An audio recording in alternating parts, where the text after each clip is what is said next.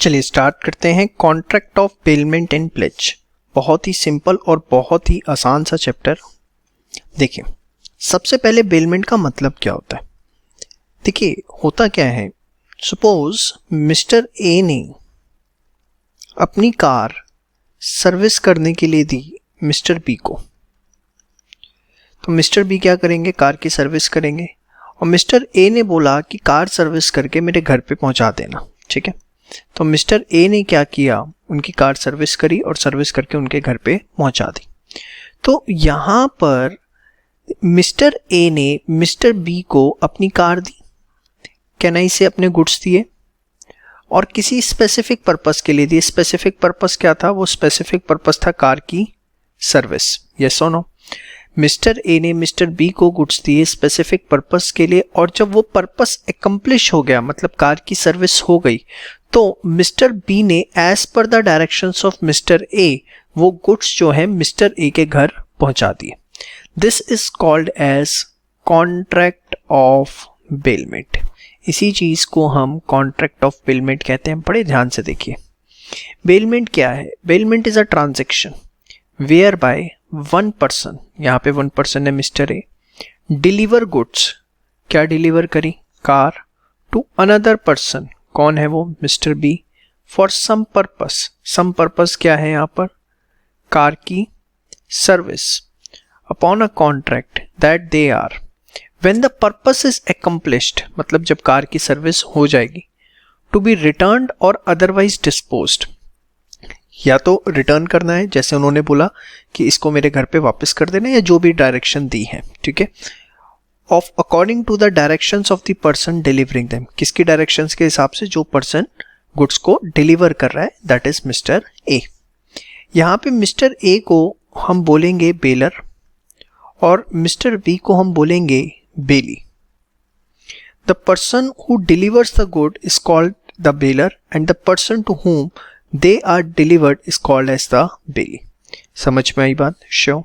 तो ये पूरी की पूरी डेफिनेशन जो है बेलमेंट की आपको ध्यान रखनी है कि bailment is a transaction whereby one person deliver goods to another person for some purpose when the purpose is accomplished to be returned or otherwise disposed of according to the directions of the person delivering them।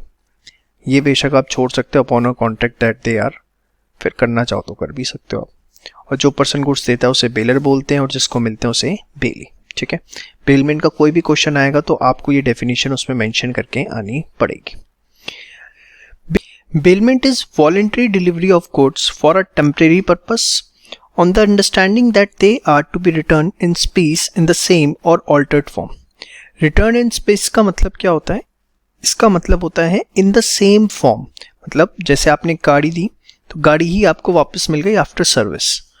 Altered form क्या होता है कि suppose आपने mister A ने mister B को would दी और बोला इससे सोफा बना के देना, फर्नीचर बना के देना, तो एज इट इज वुड वापस नहीं करेंगे, वो फर्नीचर बना के उससे वापस कर रहे हैं, तो that is called as altered form. समझ में आई बात। तो रिटर्न इन पीस मतलब इन द सेम फॉर्म और इन alternate form. The ownership of the goods remains with the bailor and the belly getting only the possession. This is the main point जो आपको याद रखना है कि ओनरशिप जो है गुड्स की हमेशा बेलर पे ही रहती है, जो बेली है सिर्फ उसको क्या मिलता है, पोजेशन। डिलीवरी ऑफ गुड्स में बी एक्चुअल और कंस्ट्रक्टिव। बेलमेंट में हो सकता है कि गुड्स की जो डिलीवरी है वो एक्चुअल हो और कंस्ट्रक्टिव हो। एक्चुअल तो होता है फिजिकल डिलीवरी, कंस्ट्रक्टिव क्या होता है, जब आप कुछ डॉक्यूमेंट्स हैंड ओवर करते हैं, या बेसिकली एग्जाम्पल के तौर पर अगर हम देखें, where the key of a godown is handed over to another person, it amounts to delivery of goods in the godown. Yes और नो। तो सपोज मिस्टर ए ने अपने गोडाउन की चाबी मिस्टर बी को दे दी और बोला कि इसमें जितने भी गुड्स हैं उनको पैक कर दो, तो this will tend amount to constructive delivery. समझ में आई बात। तो इसमें जो आपको मेन पार्ट ध्यान रखना है, एक तो वो बेलमेंट की डेफिनेशन याद रखनी है। ठीक है, उसके बाद ये पॉइंट आपको ध्यान रखना है कि ओनरशिप जो है वो बेलर पे रहती है, बेली को सिर्फ पोजीशन मिलता है। उसके बाद डिलीवरी जो है वो एक्चुअल हो सकती है और कंस्ट्रक्टिव हो सकती है। ठीक है, फटाफट तैयार कीजिए यहाँ तक। चलिए बात करते हैं टाइप ऑफ बेलमेंट की। दो तरह के होते हैं, ग्रेचुइटस बेलमेंट, एक नॉन ग्रेचुइटस जिसको हम बेलमेंट फॉर रिवॉर्ड कहते हैं। देखिए अभी आपने मेरे साथ एक एग्जांपल पढ़ा कि मिस्टर ए ने अपनी गाड़ी मिस्टर बी को दी सर्विस के लिए, तो तो यहाँ पर मिस्टर ए ने जब मिस्टर बी को अपनी गाड़ी सर्विस के लिए दी, तो मिस्टर ए के लिए कंसीडरेशन क्या है कि उनकी गाड़ी सर्विस हो जाएगी, और मिस्टर बी के लिए क्या कंसीडरेशन है, जो भी पैसा मिस्टर ए मिस्टर बी को देंगे। लेकिन ग्रेचुइटीज पेमेंट के अंदर क्या होता है, is one in which neither the bailor nor the bailee is entitled to any remuneration.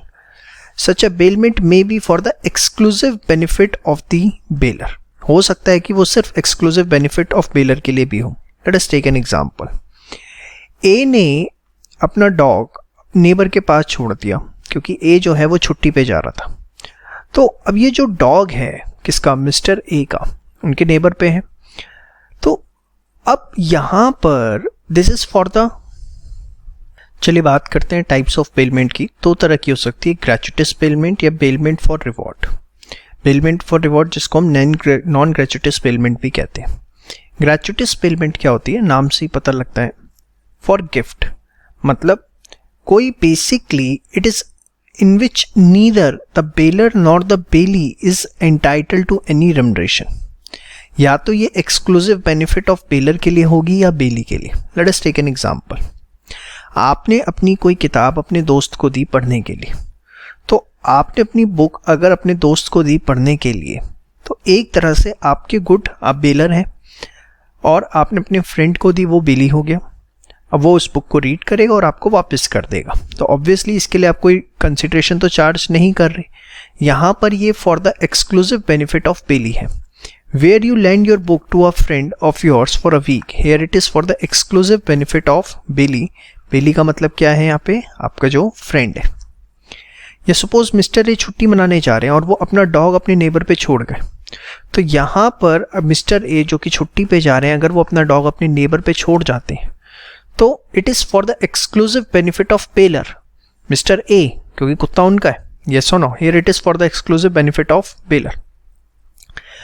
तो ग्रेचुइटस पेमेंट के अंदर बेसिकली किसी भी तरीके का कोई रेम्युनरेशन नहीं होता, point number 1। Point number 2, it can be for the benefit of baler और बेली।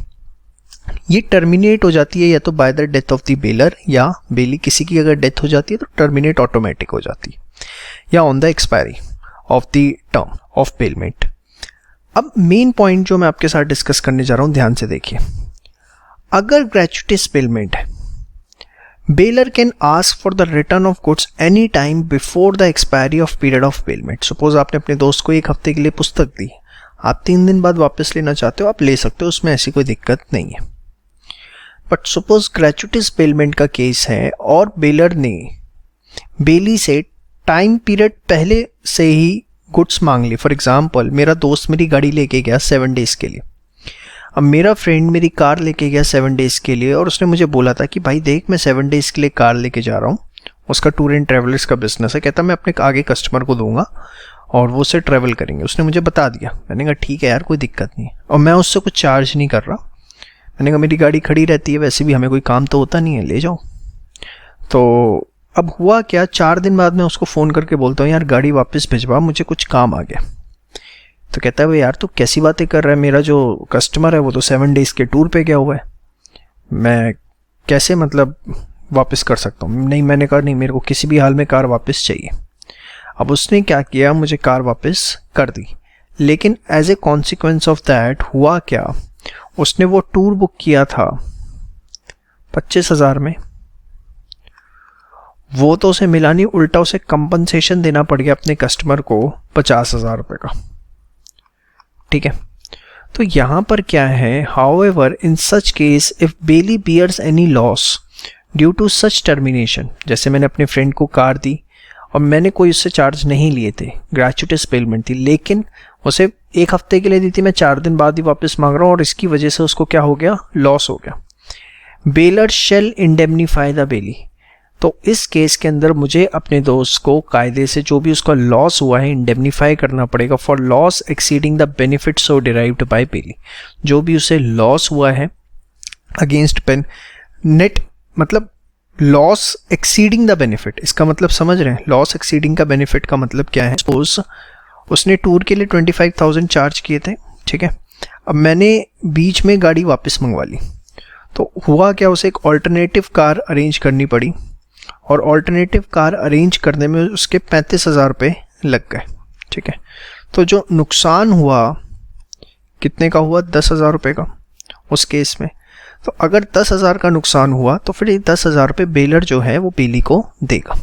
But suppose tour he cancel हो जाता है, कंपनसेशन ही देना पड़ता पूरा 50,000 रुपये, तो फिर 50,000 रुपये दिया जाता। समझ में आई बात? श्योर।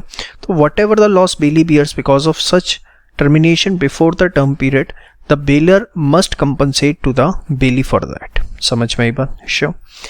इसके बाद बेलमेंट फॉर रिवॉर्ड या नॉन ग्रेचुइटस बेलमेंट, नाम से ही पता लगता है, for the mutual benefit of both bailor and the bailee. इसका एग्जाम्पल मैं आपको ऑलरेडी पढ़ा चुका हूँ, जो आपको कार सर्विस का एग्जाम्पल दिया था, ये 2 एग्जाम्पल आप रीड कर लीजिएगा। तो ये था type of bailment, gratuitous and bailment for reward, जिसको फ्रिक्वेंटली नॉन ग्रेचुइटस बेलमेंट भी बोल देते हैं। फटाफट इसको एक बार प्रिपेयर करिए। चलिए बात करते हैं ड्यूटीज ऑफ बेली की।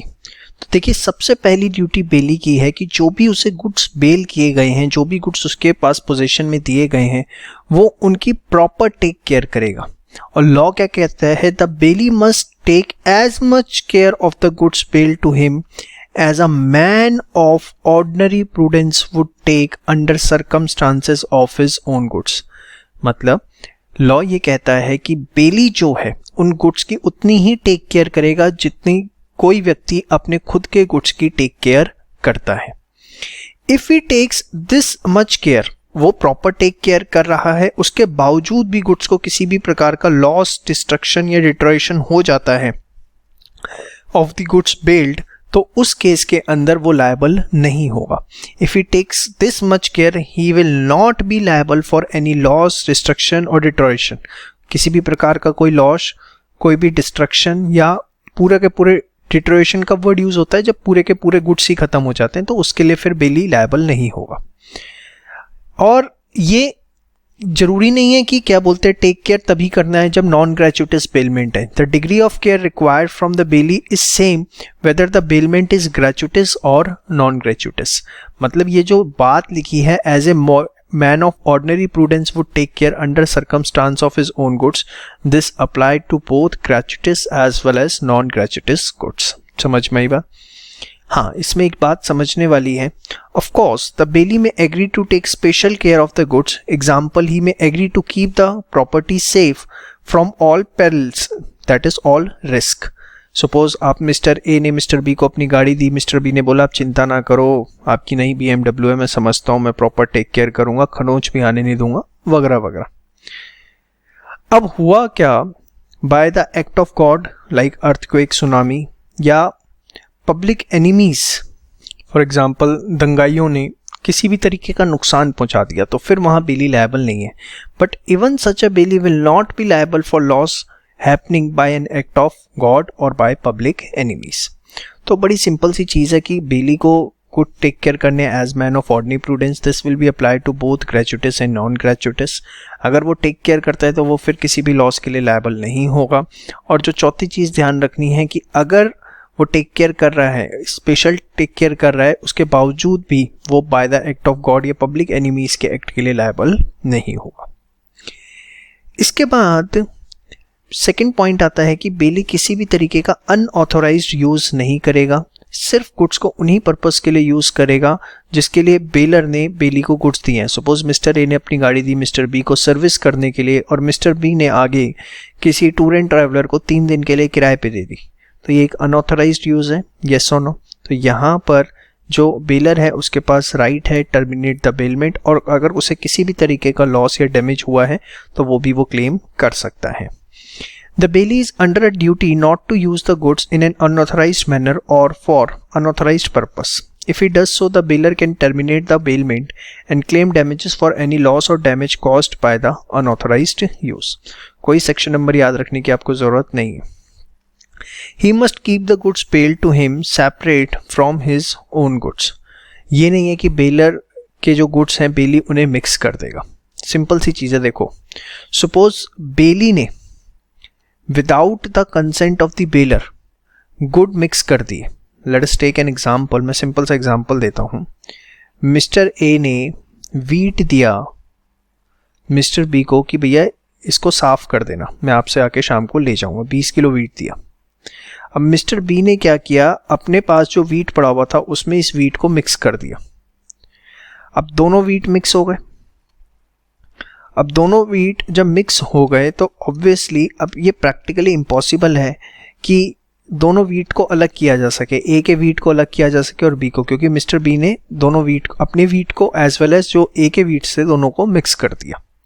तो जहां पर बेली ने without the consent of bailor goods को मिक्स कर दिया और it is practically impossible to separate the goods, तो ऑब्वियसली बी जो है वो जो भी लॉस हुआ है ए को उसके लिए कंपनसेट करेगा।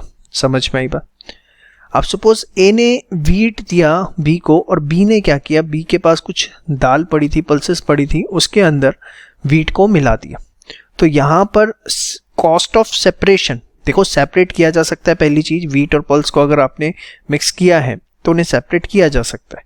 तो यहाँ पर बी की ये ड्यूटी है कि उनको सेपरेट करे और सेपरेट करने का जो भी खर्चा आएगा that will be borne by the B. If the bailee without the consent of bailor mixes the goods of the bailor with his own goods and the goods can be separated, the property in the goods remains in the parties respectively. Obviously जो दाल है वो B की थी तो उस पे की जो प्रॉपर्टी है बी के पास रहेगी।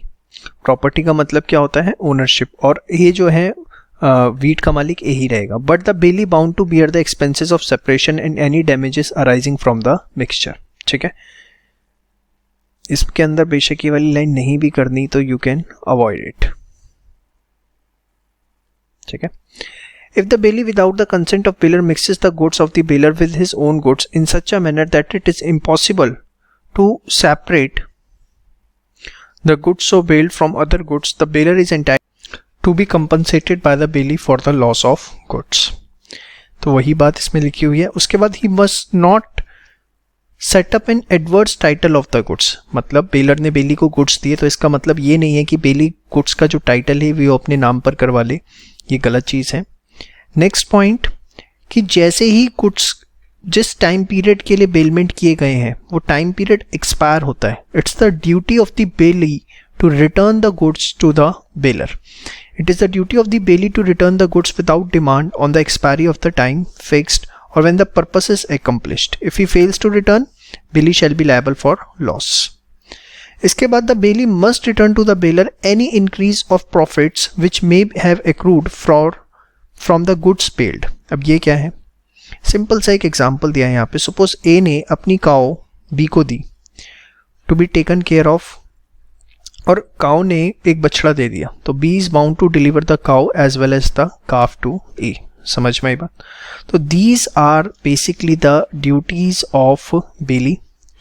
चलिए बात करते हैं ड्यूटीज ऑफ बेलर की। तो देखिए मेनली 3 ड्यूटीज हैं बेलर की जो हम देखेंगे। सबसे पहले baler must disclose all the known faults in the goods. Goods के अंदर कोई भी फॉल्ट है जिसके बारे में बेलर को पता है तो ये उसकी ड्यूटी बनती है कि उसके बारे में वो बेली को बताए।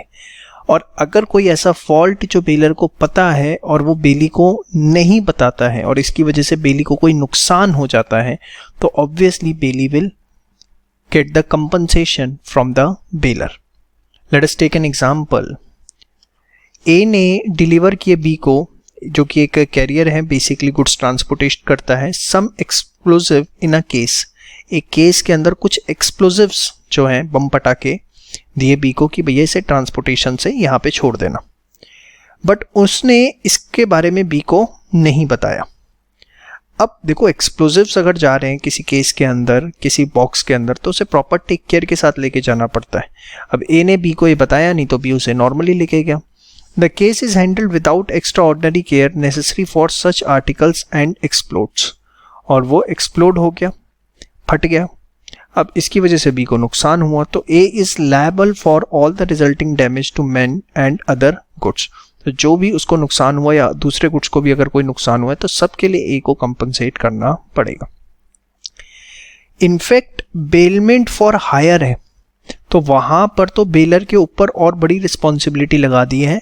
He will be liable even if he did not known of the defects. अगर उसे डिफेक्ट्स के बारे में नहीं भी पता है तो भी वो लायबल होगा। फॉर एग्जाम्पल ए ने अपनी गाड़ी बी को दी कि भैया इसे आप यूज कर लो 7 दिन के लिए, उसमें जो डिफेक्ट थे 1-2 उसने वो बता दिए, बट सपोज उसके अंदर कोई एक मेजर डिफेक्ट था लाइक उसका इंजन जो है वो कभी भी फट सकता था, इस पोजीशन के अंदर था।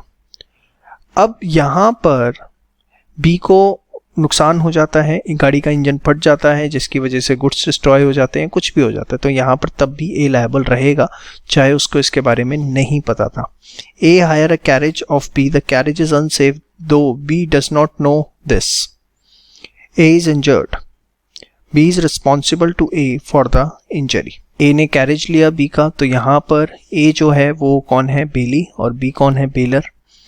द कैरेज इज अनसेफ और बी को भी इसके बारे में नहीं पता, ए इंजर्ड हो जाता है तो बी रिस्पॉन्सिबल रहेगा। तो कायदे से तो जितने भी नोन फैक्ट्स हैं सिर्फ उसी के लिए लायबल है, लेकिन इन केस ऑफ हायर अगर अननोन फैक्ट्स हैं तो भी जो है बेलर रिस्पॉन्सिबल रहेगा। इसके बाद it is the duty of the bailor to pay any extraordinary expenses incurred by the bailee. Let us take an example. A ने अपना घोड़ा दिया बी को कि भैया इसकी 1 महीने तक आप टेक केयर करो, तो ऑब्वियसली जो खाने पीने के एक्सपेंसेस हैं ए बी को पे करेगा। बट सपोज मीनवाइल घोड़ा जो है बीमार पड़ जाता है, तो अगर घोड़ा बीमार पड़ जाता है ये एक एक्स्ट्रा ऑर्डिनरी एक्सपेंस है। अब बी क्या करेगा, ऑब्वियसली डॉक्टर को बुलाएगा, उसका ट्रीटमेंट करेगा, तो जो भी खर्चा आता है वो जो है वो ए से रिकवर कर सकता है। ठीक है, जस्ट इसको एक बार आप रीड करिए। इसके बाद The baler is bound to indemnify the bailey for any cost which the bailey may incur because of the defective title of the baler of the goods billed. Suppose A ने B को car the on hire, ठीक है। अब रास्ते में क्या होता है, ट्रैफिक पुलिस वाले B को रोक लेते हैं और ये प्रूव होता है कि जो गाड़ी है वो चोरी की गाड़ी है, वो A की है ही नहीं, और इसकी वजह से बी को पेनल्टी देनी पड़ जाती है 1 लाख रुपए की। तो यहाँ पर this penalty can be recovered by the B from the A, क्योंकि ए का टाइटल डिफेक्टिव था और उसकी वजह से बी को नुकसान हुआ। समझ में आई बात? तो ये 3 ड्यूटीज़ हैं बेलर की। सबसे पहले to disclose all known facts, to pay for extraordinary expense and to indemnify अगर डिफेक्टिव टाइटल की वजह से कुछ बेली को नुकसान होता है। समझ में आई बात? इसके बाद नेक्स्ट टॉपिक आता है टर्मिनेशन ऑफ बेलमेंट। ये आप ऑलरेडी देख चुके हैं। इसके 5 पॉइंट्स हैं, 4 इसमें हम ऑलरेडी कर चुके हैं। Where the bailee wrongfully uses or disposes of the goods, तो वहाँ पर बेलमेंट खत्म हो जाता है। As soon as period of bailment expire या the purpose for which goods are were bailed is accomplished, yes और नो। इसके बाद gratuitous bailment can be terminated by the bailor at any time even before the agreed time, yes और no, देख चुके हैं। Gratuitous bailment terminates by the death of either of the baler और the bailee. तो ये 4 points इसमें आप already मेरे साथ देख चुके हैं। C point, bailment is terminated when the subject matter of bailment becomes incapable of use for the purpose of bailment. For example, A ने बी को अपनी गाड़ी दी बेलमेंट हायर पे और 7 डेज के लिए दी, but on the very first day उसका जो इंजन है वो ख़राब हो गया, फट गया, जिसकी वजह से अब उस गाड़ी को वो अगले 7 डेज यूज़ नहीं कर सकता। तो यहाँ पे जो सब्जेक्ट मैटर है वो इनकेपेबल ऑफ यूज़ हो गया और ऑब्वियसली यहाँ पर बेलमेंट फिर ख़त्म हो जाती है। तो आपने मेरे साथ इस वीडियो में देखा कि what are the duties of bailor and how the bailment can be terminated. Both are the very important topic and the question can be asked of 3 to 4 marks. चलिए समझते हैं हम जनरल लियन और पर्टिकुलर लियन क्या होता है। बड़े सिंपल वर्ड्स में अगर मैं आपको समझाऊं कि सपोज मिस्टर ए ने अपनी कार सर्विस के लिए दी मिस्टर बी को और मिस्टर बी ने उसके लिए 5000 रुपीज़ मांगे थे।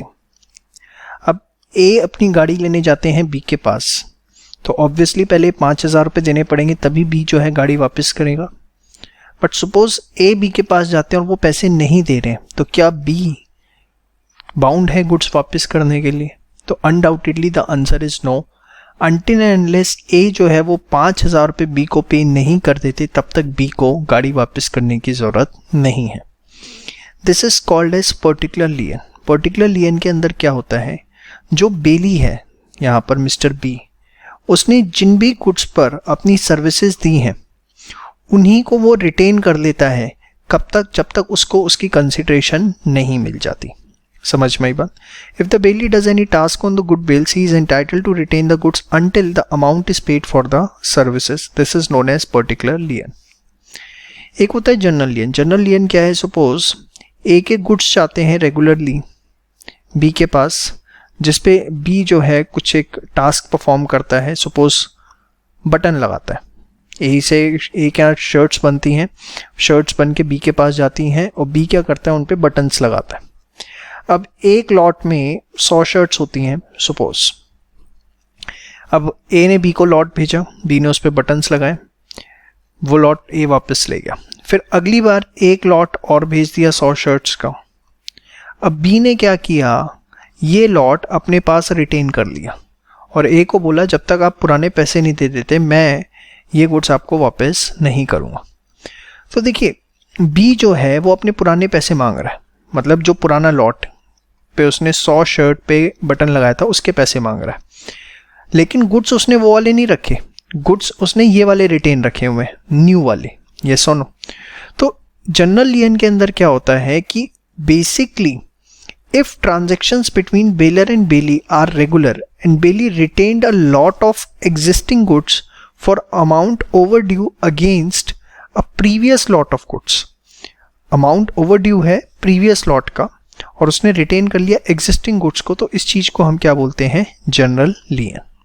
तो पर्टिकुलर लियन में आप उन्हीं गुड्स को रिटेन करते हो, जनरल लियन के अंदर वो सेम गुड्स नहीं होते। लाइक छोटा सा एग्जांपल अगर हम दें तो जो अब बैंक में जाते हो, सिक्योरिटी रखते हो, वहाँ से सिक्योरिटी रख के आप लोन लेते हो, तो that's a general lien, that's not a particular lien, क्योंकि उस पर बैंक ने किसी भी तरीके का कोई काम नहीं किया। जनरल लियन इंडियन कॉन्ट्रैक्ट एक्ट के हिसाब से banker, factors, war fingers, attorney of high court, policy brokers जो हैं ये इनके पास जनरल लियन का राइट है। खैर इतना रेलिवेंट नहीं है, मेन आपको दोनों के मतलब पता होने चाहिए। आपसे एग्जाम के अंदर जनरल लियन और पर्टिकुलर लियन के बीच में जो डिफरेंस है वो पूछा जा सकता है, ठीक है, तो इसको आप एक बार करिएगा। It is a right to retain any goods of the bailor for general balance of account outstanding. It is a right accessible only on such goods in respect of which charges are due. It is automatic. It generally is not automatic but is recognized through an agreement. जैसे आप bank में जाते हैं, loan लेते हैं तो security रखते हैं, तो वो एक एग्रीमेंट के थ्रू होता है। It is exercised by the bailee only by name. It can be exercised against goods even without involvement of labor or skill. जैसे आपने बैंक में सिक्योरिटी रखी, कोई लेबर और स्किल नहीं है, तब भी वो एक्सरसाइज हो सकता है, लेकिन ये तभी होता है जब कोई लेबर एंड स्किल इन्वॉल्व हो, ठीक है। तो इसका ये जो एग्जांपल है लास्ट वाला, ये भी थोड़ा नेक्स्ट टॉपिक के बाद आपको समझ में आएगा। तो उम्मीद करता हूँ आपको समझ में आ गया कि जनरल लियन क्या होता है और पर्टिकुलर लियन। 3 नंबर तक का इस पे क्वेश्चन आपसे पूछा जा सकता है। चलिए बात करते हैं फाइंडर ऑफ लॉस्ट गुड्स। तो देखिए अगर आपको कोई गुड्स मिल जाते हैं तो आप बन जाते हैं फाइंडर ऑफ लॉस्ट गुड्स और आपकी पोजीशन होती है एज बेली। अगर आपको सड़क चलते कोई गुड्स मिल गए या कोई भी किसी के गुड्स खो गए थे वो आपको मिल जाते हैं, तो आप जो है बेली की पोजीशन में आते हैं। अब एज ए बेली आपके पास क्या राइट है, तो देखिए अगर ट्रू ओनर को सर्च करने में आपका कोई भी खर्चा आया है तो वो आप रिकवर कर सकते हैं। जो उसका ट्रू ओनर है, अगर उसने कोई कंपनसेशन उस गुड्स पे रखा था तो वो आप उससे ले सकते हैं, बट अगर उसने कोई कंपनसेशन नहीं रखा था तो आप उस पर केस फाइल नहीं कर सकते कि मुझे कंपनसेशन दो। The rights of finder are that he can sue the owner for any reward that might have been offered and may retain the goods until he receives the reward. But where the owner has offered no reward, person can detain the goods until he receives compensation for the expenses incurred in preserving the property for finding out the true owner, but he cannot file a suit for the recovery of the compensation. तो बहुत ही simple एकदम words में लिखा हुआ है। कब finder of lost goods property sale कर सकता है? जब ओनर फाइंड आउट नहीं किया जा सकता विद रीजनेबल डिलीजेंस, उसने अपनी तरफ से पूरी कोशिश करी तब भी ओनर नहीं ट्रेसेबल, तो फिर प्रॉपर्टी उसको आप बेच सकते हैं। या अगर ओनर मिला एंड ही रिफ्यूजेस टू पे the lawful charges of the finder, जो भी ओनर को ट्रेस करने में चार्जेस लगे, जो भी उसका खर्चा आया वो ओरिजिनल ओनर देने से मना कर देता है, and goods are perishable in nature or losing greater part of its value, और गुड्स पेरिशेबल हैं, खराब हो सकते हैं। सपोज एक छोटा सा एग्जांपल, 50 किलो सेब मिले, ठीक है, 50 किलो सेब मिले, पेरिशेबल नेचर के हैं, आपने ओनर को ढूंढ लिया, किसके थे वो, सीसीटीवी कैमरे की फुटेज वगैरह निकाल के, और वो जो भी आपका खर्चा आया 4-5 हज़ार रुपये का देने से मना कर रहा है और गुड्स पेरिशेबल नेचर के हैं, तो यहाँ पर जो फाइंडर है उसके पास राइट है कि वो उसको बेच के अपने अमाउंट की रिकवरी कर सकता है। या charges for preserving the goods and finding the true owner is equivalent to 2/3 of value of goods और मोर। मतलब जो ओनर को ढूंढने में और गुड्स को सेफ कस्टडी में रखने के अगर खर्चा जो भी गुड्स की वैल्यू है उससे का 2/3 से ज़्यादा खर्चा या 2/3 खर्चा ऑलरेडी बेली कर चुका है ओनर को ढूंढने में, उसे सेफ कस्टडी करने में, तो फिर वो गुड्स को बेच सकता है। इसके बाद आता है कैरियर एज बेली। कैरियर जिसमें आप गुड्स भेजते हैं ट्रांसपोर्टेशन पर्पस के लिए। तो सपोज आपने ट्रांसपोर्टर को गुड्स दिए कि भैया इसको इस लोकेशन से दूसरी लोकेशन तक पहुंचाने, दिल्ली से मुंबई पहुंचाने, तो वो भी एक बेली की तरह है। उसकी ड्यूटी बनती है कि प्रॉपर टेक केयर के साथ उसको गुड्स को लेके जाए, और अगर रास्ते में ट्रांसपोर्टेशन में किसी तरीके का कोई लॉस हो जाता है तो for that obviously the carrier will remain responsible. जो ट्रांसपोर्टेशन कंपनी है वो रिस्पॉन्सिबल रहेगी। बट हाँ, अगर वो लॉस हुआ है by the act of God या पब्लिक एनिमीज की वजह से, तो फिर उस केस के अंदर जो कैरियर है वो रिस्पॉन्सिबल नहीं होगा। A common carrier undertakes to carry goods of all person who are willing to pay his usual or reasonable rates. He further undertakes to carry them safely and make good all losses. अगर कोई loss होगा तो बेली will bear unless they are caused by act of God or public enemies. तो ये दो important topic हैं जिस पे छोटे छोटे 2-2 नंबर के आपसे एग्जाम में क्वेश्चन पूछे जा सकते हैं।